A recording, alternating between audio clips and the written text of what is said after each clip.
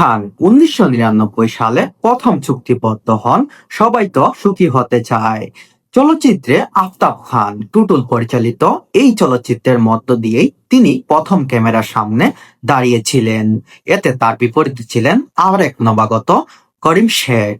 শাকিব খান অভিনীত মুক্তিপ্রাপ্ত প্রথম চলচ্চিত্রে সুহানুর রহমান সুহান পরিচালিত অনন্ত ভালোবাসা, যা ১৯৯৯ সালে ২৮ মার্চ মুক্তি পায়। চলচ্চিত্রে তার বিপরীতে অভিনয় করেন আরেকজন অভিনয় শিল্পী মৌসুমীর ছোট বোন ইরিন জামান, এবং এই দুজনের অভিষেক চলচ্চিত্র হিসাবে স্মরণীয় হয়ে আছে।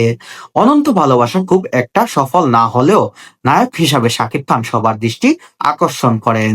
অভিনয় জীবনে দ্বিতীয় বছরে তিনি সেই সময়ের শীর্ষ অভিনেতা শাবনূরের বিপরীতে অভিনয় করে রাতারাতি জনপ্রিয়তা অর্জন করেন।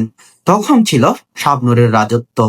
তখন ছিল ১৯৯৯ থেকে ২০০৫-এর মতো।